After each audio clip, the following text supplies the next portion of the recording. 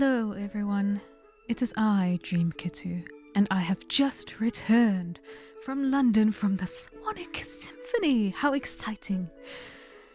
Actually, it's a few days later, it's the following Wednesday. I tried to record my thoughts when I got back to my hotel that night, but eventually my brain just died and I was no longer able to formulate sentences. Hello. Also, you may be able to hear that I am slightly under the weather. I have caught something. I'm seeing on the Twitters and all that. I refuse to call it X, by the way, as you may have noticed. It seems a lot of people caught COVID from the... Apparently a lot of people caught COVID from the symphony.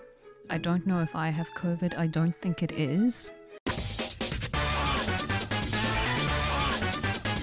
I want to clarify this is not a review per se, because this is automatically probably the best live concert music performance I've ever seen in my life. Media 1,000 out of 10. It's what I've been wanting and I am very satisfied. A whole video on that would be boring when many others have done it already. So not only did I want to share my symphony experience, I also wanted to share my journey of actually getting to London and being there, as I've never been there before. So my initial plan was to record before the show, but alas, after such a long and complex journey getting there, time was not on my side. So I really wanted to, and I really tried to record my thoughts fresh after the evening when I got back.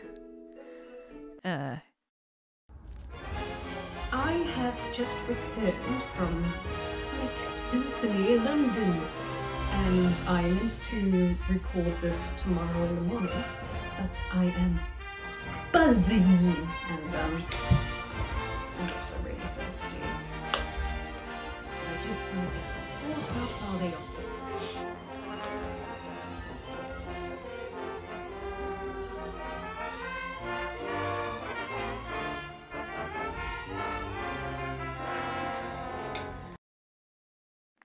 Yeah. So clearly I've never done a vlog before, so this might turn out to be complete. I just got this iPad, I don't want it breaking. This might turn out to be utter garbage, but I will try my best to make it presentable and somewhat fun. So anyway, that night after I tried to record, I went to bed. I didn't get very much sleep at all, and I just wrote down my thoughts the next day. I just need to gush, rant, share, all that wonderful jazz. Also, this is a good opportunity to do some research and get some of my facts right. I remember watching the Sonic Symphony when it released in 2021. I almost said 2012, wow. It came out of nowhere and it made a lot of people, including me, feel things. The arrangements conjured love, pride, tears, hope, joy, love. It was a reminder to the world, and me as well, that Sonic is the coolest thing ever and my very soul will never escape his gloved grasp. If you've watched any of my previous conversational things, such as when I shared the lyrics I wrote to Sonic music at the ripe old age of 6, you know just how much it means to me. And when the symphony released, it became clear just how much these compositions meant to other people as well. So when a world tour was announced later, I was ecstatic. And then when the tickets were actually announced way later, I was even more ecstatic, because by then I had been in the UK for a few months now. If you're wondering how that's going, it's going. And to top it all off, the first show was right here in London. Wah! I cannot scream, please forgive me. I don't think I've rewatched the symphony since its initial release. Listened, sure, but I haven't touched the video again. I just don't have time anymore to rewatch movies. But in a way, as a year or so has passed, it sets in my decision as not to rewatch it beforehand so that the live experience is more special. I remember how I felt feeling it, and if I am making this expensive as hell trip, I am sure going to make sure I feel it again. So came Friday the 16th, no, Saturday. It was a Saturday. So came Saturday the 16th of September finally. I packed my suitcase fully expecting not just a good time, but a healing one. So let's talk about getting to London first. I wanted to print out a map, but I don't want to spend money on ink, so one on the screen. I came somewhere from the south of England. I shan't disclose where, so I shan't be doxxed. Starting on an overcrowded and sweaty rail replacement service. Now, imagine the number of people spread out usually over 4 train carriages, crammed into one airport-style bus. 'Twas not fun, and traffic did not help. But I got a milkshake beforehand during the ride, which made it somewhat bearable. So after that, I got to the tiny station, so tiny, there were no refreshment kiosks, or even vending machines. Should be illegal. So I'm very glad I got that milkshake before the bus. There, I hopped on the train to London Victoria, which was the longest part.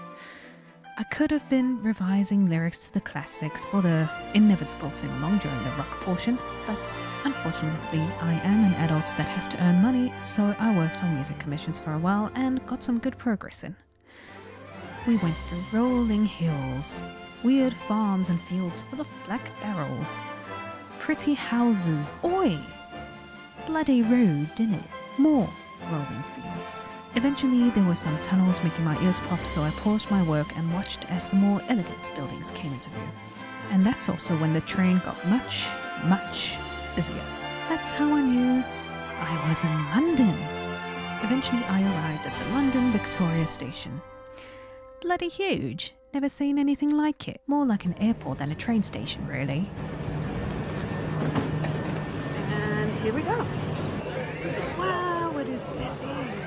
Next, I needed to find my way to the tube to go to Blackfriars. I followed the signs to the underground, but then all the different lines freaked me out. So after a bit of asking around, I found the right platform and direction. Obviously, I've never been on the tube before, so it is very different from normal overhead trains. Wow. It's a huge rush getting on and off, and the acceleration G-force gave my heart a nice jump start. That took me to Blackfriars, where I found the overhead train that would take me to my hotel in Greenwich. Oh, I'm sorry, Greenwich. Such pointless spellings, it's ridiculous. So at Blackfriars, there was a perfect view of the Thames, and it was amazing. Makes me feel very calm after the stress of the tube. You could see a fancy pub, restaurant place, the London Bridge, all those famous artsy glass buildings I don't know the name of, bar the Gherkin, I think. And an Uber boat. What is the purpose of this, I must wonder? Do I even want to know how much a ride costs? There was some time before the train arrived, so I enjoyed the view a bit more and watched the Uber boat return. Is it a tour boat of some kind? It was very busy, so it must be popular. Finally, after the long, grueling journey, I arrived at my hotel in Greenwich. This was when I realized I would not be able to film the vlog then because I needed a sandwich. I planned to arrive at the Barbican between 6 and 6:30 so I could have a pre-theatre dinner. So I bought said sandwich to keep me going, and then I got ready. During that time, I saw a tweet saying there would be merch. Symphony merch. Ah, how badly I wanted a shirt. And ah, how I hoped that there would still be stock when I got there. I wanted to record a little fashion show sort of thing with my dress, but I spent too long messing with the liquid eyeliner that went everywhere. So here is a reenactment of the parade now. Just waiting for the music to kick in at the right moment.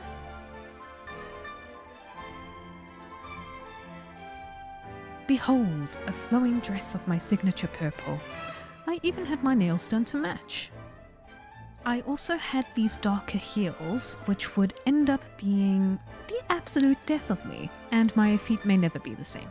They just fit despite being a size too small, and I had comfort insoles which probably made it worse because there was less space, so alongside my toes being squished, the backs cut into my heels and caused more sores.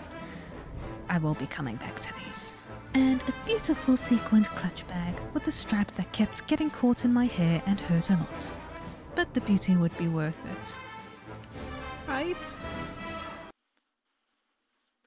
Right? I took a picture asking people to say hello, as I can't, what with social anxiety disorder, and hopes for the best.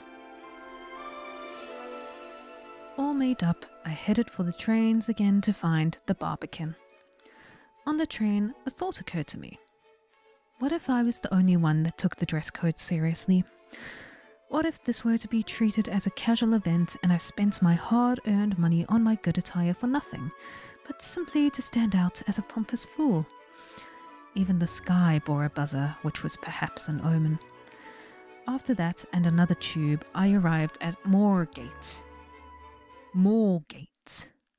Moorgate. You see, the Afrikaner in me wants to say Moorgate, because that's how that spelling is pronounced. So yes, I got there to find out.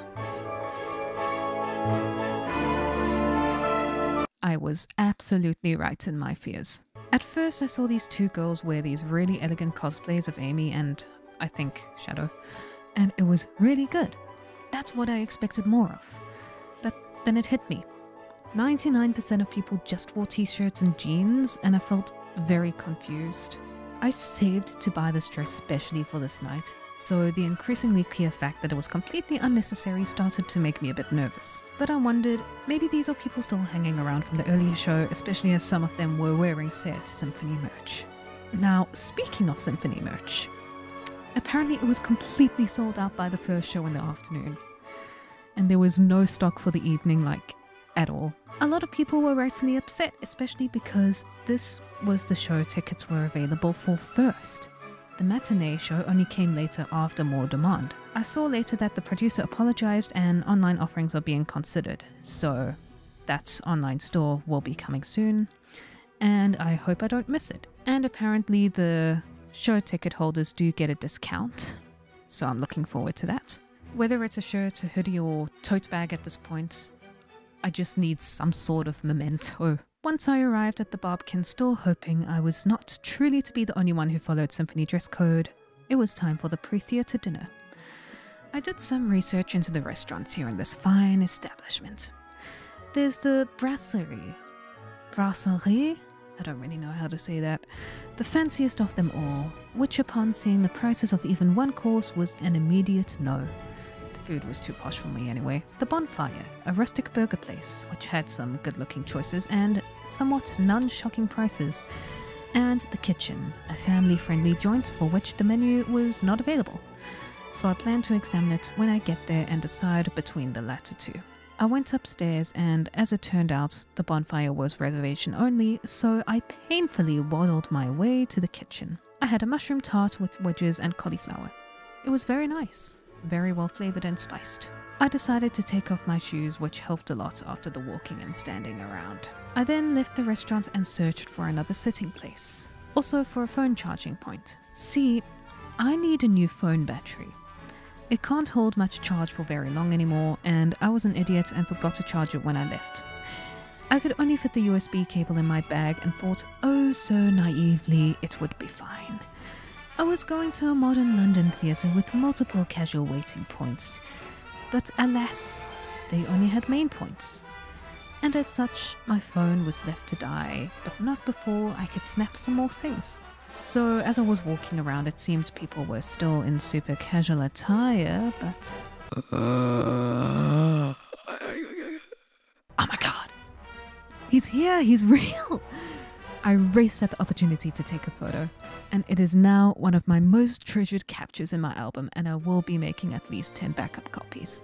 And Eggman too. I'm not sure if they were specially appointed or just a cosplaying fan hanging around, but I got a photo with them as well. And then it was time to queue. By this point I had to take my shoes off and roam the carpeted halls barefoot. This was also when I realized I truly was one of the very few suited up. Everyone around me, bar a girl I saw earlier and a well-dressed guy who sat in front of me in the theatre, followed Symphony dress code. Look, I understand not everyone can afford a nice dress or suits. That's fine. That's expecting too much, I would say. But like, there was no attempt to even like look smart at all. It made me feel like I wasted the money I spent on my attire and the suffering I was experiencing in those godforsaken shoes. People were, as I felt later, only dressed for the rock concert portion. But it still didn't feel super aware of the symphony being an actual, symphony. So, listen, to those going to future concerts, I'm aiming to release this before the US shows, but now with my sickness, I don't know if that's possible. Please, put some effort into looking smart. This may literally be in a once-in-a-lifetime event, and barely anyone cared. Heck, I even saw another girl wearing this exact same Sonic jersey. But you know what, my dress purchase won't be completely wasted. I'll perform in it at the Sonic Fan Fest. Yes, that's right, I'm performing at a convention next month. My first convention, and I'm very much looking forward to it. But I'm still super peeved about this. But alas, it is time to move on. When planning this vlog, I had visions of talking to some people. Maybe getting some mini interviews, heck, making a friend or two. However, I have one thing standing in my way, as I mentioned earlier, social anxiety. And so I failed to do this. However, standing in the queue to get in, the people all around me were having wonderful, deep conversations about Sonic the Hedgehog, their favorite games and eras, what they were expecting, so on and so forth. I was desperate to jump in to introduce myself, but this mental block makes things no fun. It was fun, however, to listen to these talks. My disorder developed partially from being ostracized throughout school for my interests, so hearing folks talk about Sonic so casually yet so passionately was astounding and really refreshing too. It made me feel hopeful for the world and our future generations. Pun not intended. Then the queue started moving, and it was time to enter the theatre. This, ladies and gentlemen, was when the hype really kicked in. The theatre was ginormous, and the people were pouring in by the perhaps thousands. All for Sonic music. It was actually nuts. When the tickets released, I wasn't able to book straight away due to a temp job I had in the mornings, and was fortunate to get one of the very last available seats. Before I knew that there would be an afternoon show, which probably would have fit my circumstances better. This one I nabbed in the circle was the last of its kind. I was able to take a photo and panoramic shot of the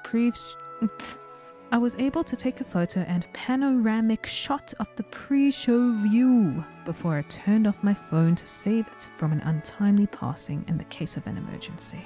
15 to 20 minutes before starting time, the countdown illustration came up and everyone went wild. It was really happening, we were really here, and I also enjoyed the countdown because it made the show feel more formal, and I like punctuality. 5 minutes to go. The orchestra walked on stage to generous applause. One of the brass players held up their tuba like a soccer trophy, which fueled the crowd more. Symphonic orchestras are really met with such enthusiasm for a show, I bet. 10 seconds to go. The audience shouted the countdown. I joined in, but I don't think my voice rang through. Not that I wanted to particularly bother those sitting next to me anyway. The timer reached 0 and our excitement climaxed as the conductor punctually made his way onto the stage. Which was good. Did I say I liked punctuality? The lights dimmed and the Sonic Symphony officially began.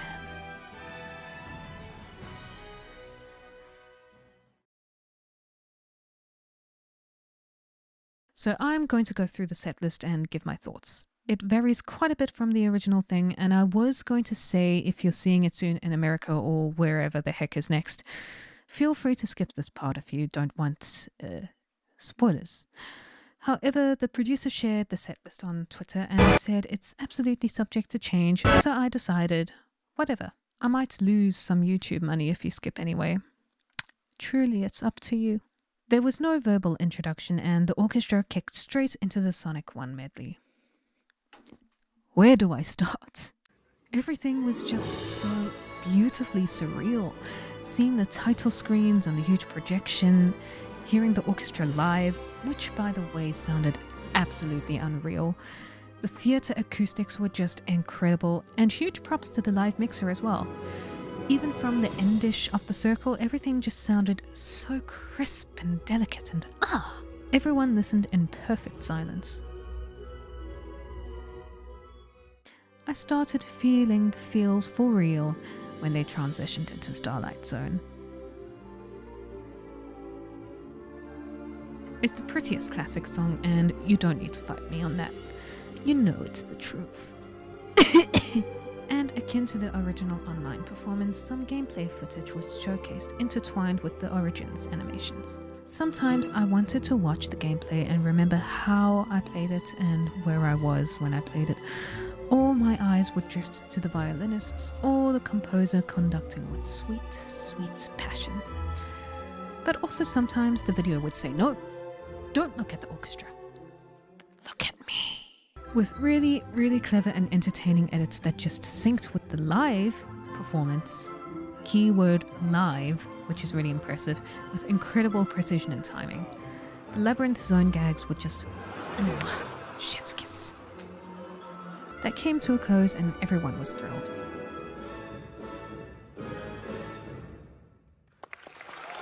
Next, we expected it was time for Sonic 2, but no! There was an amazing surprise.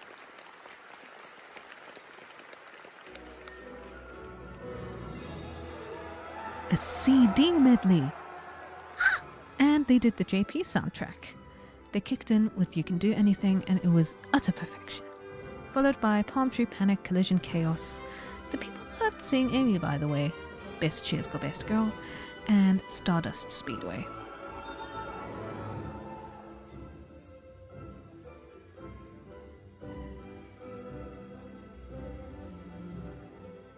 After that glorious time came Sonic 2, same as usual. This is where the editing humor got really good.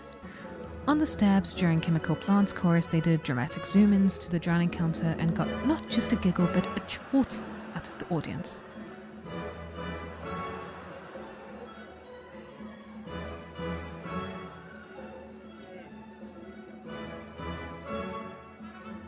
And everyone cheered again once they were out of the water. We were invested, I tell you.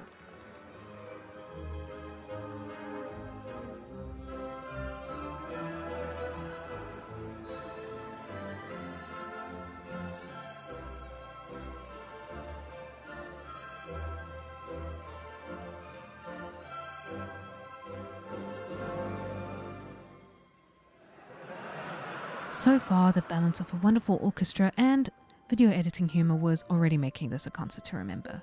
And we were what, 15 minutes in? After that, everyone expected Sonic 3, but it was actually the Game Gear medley, and I swear to God, everyone forgot about it. Myself included.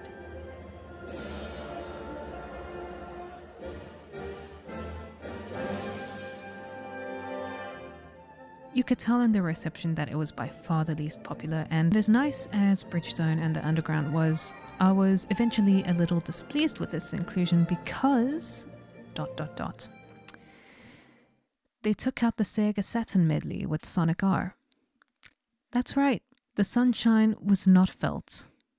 There was nothing to brighten up my day. So to me, it felt like they chose between the Game Gear and Sega Saturn medley and chose the Game Gear, which is wild to me because the Saturn medley would have been way more popular and cool. Was it because of Origins? Then they should have put Sonic R in Origins.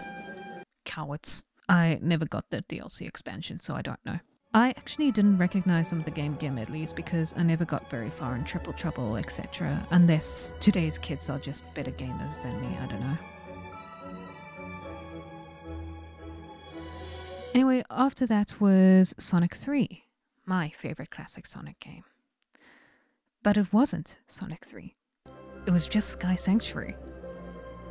As you'll find out later, some more medleys were replaced with extended versions of one staple song from the game. Which is an interesting choice to me.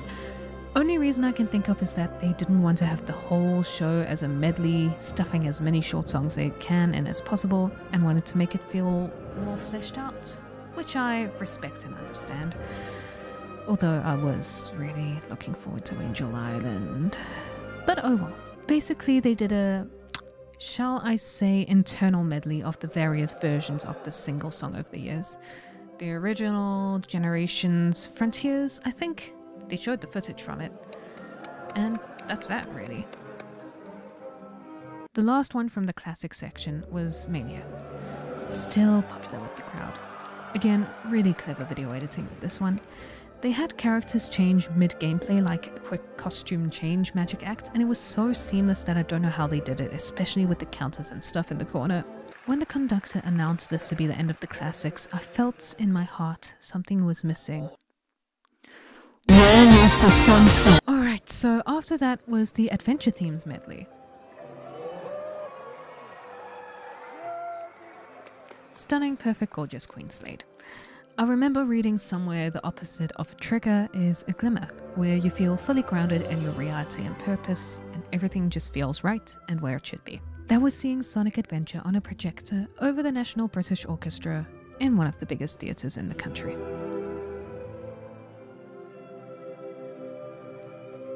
You do not know what I would give to hear a symphony version of Azure Blue World and Windy and Ripley, either next time or I'll make it my gosh darn self.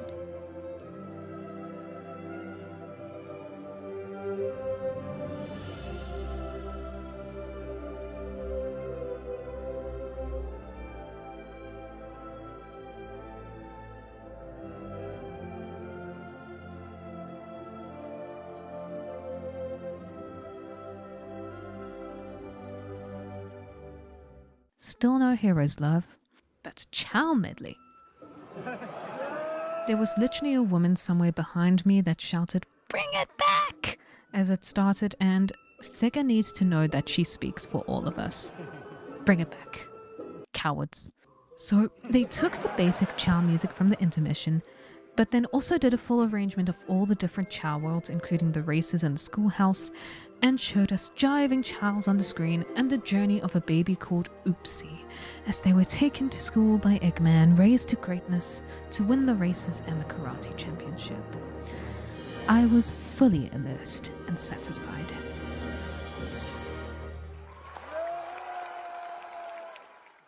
And very surprising, no 06 medley. Literally one of the best soundtracks. Just poof, gone. Never existed. In a way that's quite narratively fitting. And Unleashed. Kinda. They only did Rooftop Run's various versions over the years, and look, I don't hate Rooftop Run, but I just think it's overhyped. And I was pretty disappointed that they overhauled the whole Unleashed medley for it, especially considering it's like my favorite soundtrack and entry besides Adventure 1. But it was still stunning, perfect, gorgeous Queen Slade.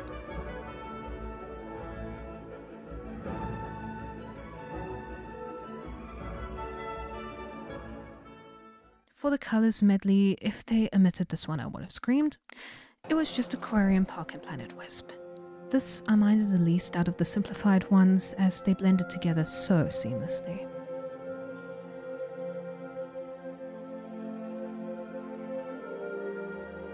This was the only performance where at the end it prominently displayed the game logo like an advert. The ultimate logo, might I add, and there was some slightly awkward applause. No Lost World. Didn't mind the submission, honestly. I completely forgot about its existence. Though hearing C Bottom Sieg probably would have destroyed me. Also no Forces medley. They cut out so much. Frontiers medley, as most expected.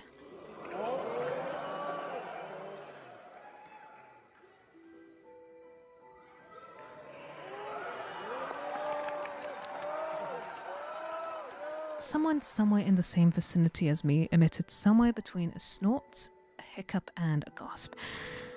Probably the same bring it back person from earlier, and honestly I think I'm Here works even better as a fully orchestrated piece. Actually, maybe that's a cover idea. This marked the exact 20-minute intermission.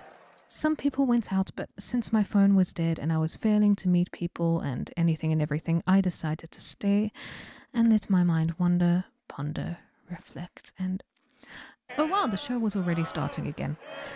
Time went very quickly. And so it was the second half, the orchestra rock concert.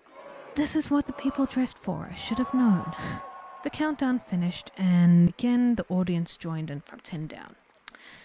No verbal link, no introduction, the lights just went red, and they went straight into I Am All of Me. I have to be honest because I was not expecting it to be the first song, and I might have started choking on laughter, either for realsies or in my head, I can't really remember. Then someone arrived on the stage. I recognized those wispy silver locks, the iconic Sonic guitar. Jin Senoi had arrived, and that is when I officially lost my mind. You need to understand this man wrote the music that made me write, and I probably would not be here were it not for his work. Don't take that the wrong way. Not in that sense. Mostly. The vocalist was not Johnny of Crush 40 or Tony Harnell. Imagine if it was though, but a singer named Dave Vives. And he was really good actually. Performed with the same energy and power, and I didn't see him take a sip of water once. Now that's skill. Either way, it was fire. The video was literally an AMV because it was just the footage 12-year-olds would edit to It's My Life by Bon Jovi and put it on YouTube.com. It was so great and so unserious. Now the thing with me in concerts is I'm extremely sensitive to ruckus and loud noise. It makes me feel physically ill and go into a panic state.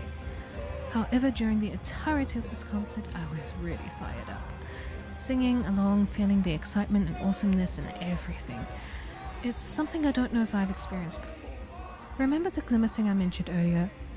That. So this ensemble did I Am All of Me, What I'm Made Of, Open Your Heart, Night of the Wind, and by far the most popular, with the loudest sing-along, Escape from the City.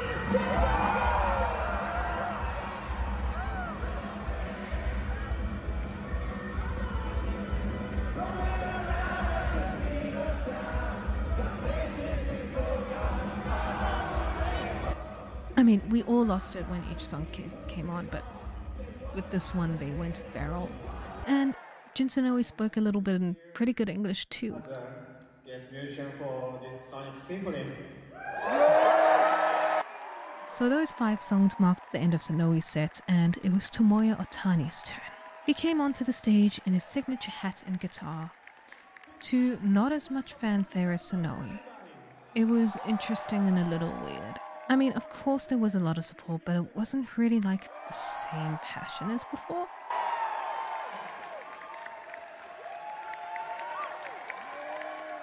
Also, his English wasn't as clear as Sonoe's, but it was still wonderful to hear.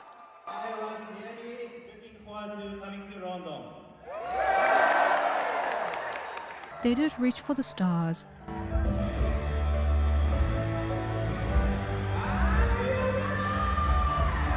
His World. With this one, again, surprised by the lack of enthusiasm. Maybe it was just the place I was in with the circle, I don't know. Fist Bump. When this one started, there was a very high-pitched scream of glee from the other end of the theatre. And I thought, ah yes, behold the generation that grew up with Sonic Forces. That is so weird to say. Also in the second verse, Mr. Vives picked up a fan's shadow plush and sang to it. Caressed his face, comforted him during the night.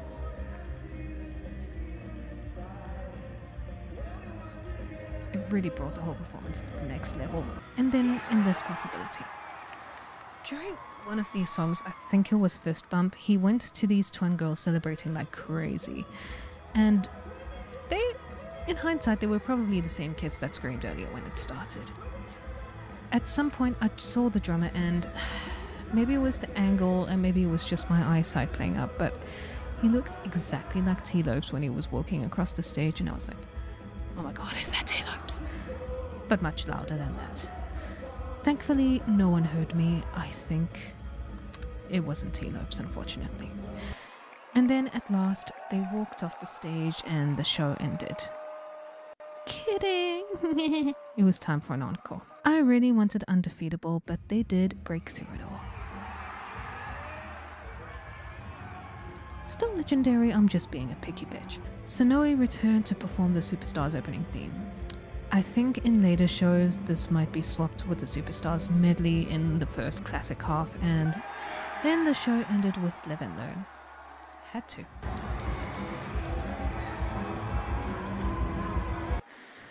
Thus, truly marks the end of the symphony. I didn't want it to end, and I'm sure everyone else in that theatre felt the same. I wish they could have performed every Sonic song until the end of time, but alas, they did not have the time for that.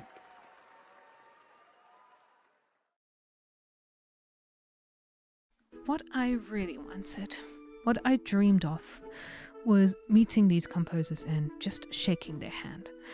I, however, did not. There are 2 reasons. First of all, it was reaching 11 p.m. and by this time of night the chance of train cancellations due to strike action is massive. It left me stranded once in dark, pouring rain, forcing me to pay money I barely had for a taxi. It was not fun, and I was not going to risk that again in a place I barely knew, let alone London. By the way, the price difference in Ubers between South Africa and England is one of the most insane things I've ever seen, and I'm still not over it. I don't think I will ever be over it. Second... Oh, they're too far now.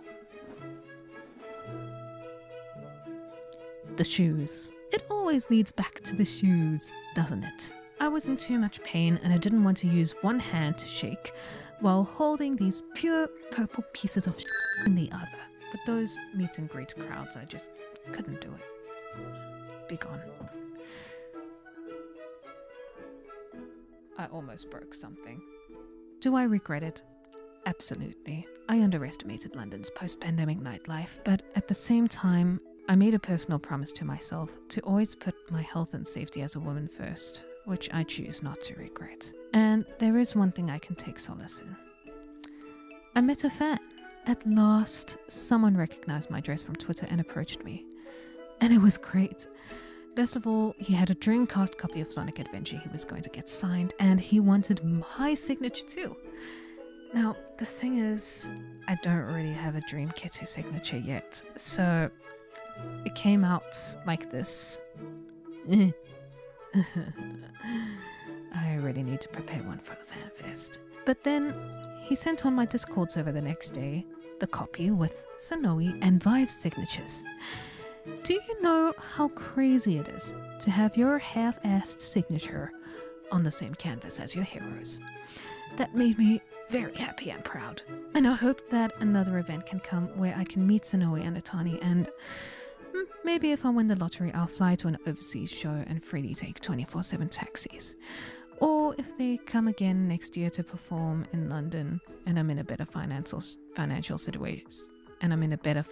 situation and I don't have to worry about taxi costs, I can do that. And also, when I eventually get to meet them, I only thought of this later after I saw another musician do this, I should have a USB ready with my portfolio on it so they can hire me for the next game. Savvy. So the evening concluded with me trudging along the street barefoot because they were paved nicely enough, though I had to put my shoes back on for the station escalators. I took the last tube and waited for the train back to Greenwich, where I attempted to capture my excitement and failed because at that point my brain was practically in an error state. The next day I woke up honestly feeling a little blue. Pun not intended. I didn't get much sleep at all. A thing with me is that I often feel down coming back after huge performances, whether by me or witnessing someone else, because I don't know what to do with all that positive energy. It all bubbles over like Coca-Cola with nowhere else to go, especially because I'm so inept when it comes to sharing. I so rarely experience excitement like that. That's how I know it was truly something special that will remain in my heart for eternity. A cosmic eternity.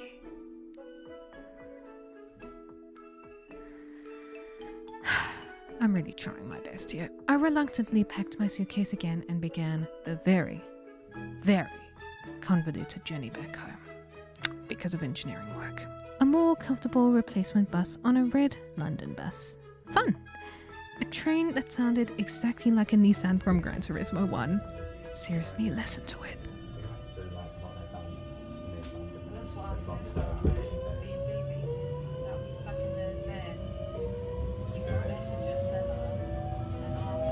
Numerous more trains, including another longer replacement coach that was way more comfortable than the previous day's bus. And at last I was home, missing London already, bar the shoes. I'm selling them again. In some ways, I wish I could have gone to the matinee. I could have met Jun Sonoe and Tomoyo Otani without fear of public transport being dead, even if I had to get up at like 5 in the morning to start the journey to London. And so personally, the night didn't go exactly as planned, but my expectations were but my expectations were also exceeded in numerous ways. It was a really fun weekend with something I've been looking forward to for months. I experienced a space full of love and passion, so raw and pure I didn't know it could exist. And all for that smug blue creature. I had a music experience that, as I hoped, epitomized the very reason I live for it and inspires me to keep going. For the longest time, I've had to enjoy Sonic and what I do in solitude, and then suddenly being in an environment where it was okay to enjoy this music, to let it move through you, was the greatest magic of all. And at the same time, it destroyed me. I believed I would be able to meet my heroes, yet the opportunity was literally right there, and I didn't take it. I also may never experience musical magic like that again, and the longing for that nearly stings. Yet I find so much peace in knowing that this magic is real, and it's in the people and the songs I can start opening my heart towards. Pun fully intended this time. If you actually watch this all the way, you have successfully contributed to my YouTube monetization, and I am no longer poor. Thank you. Also, that was really scary. What the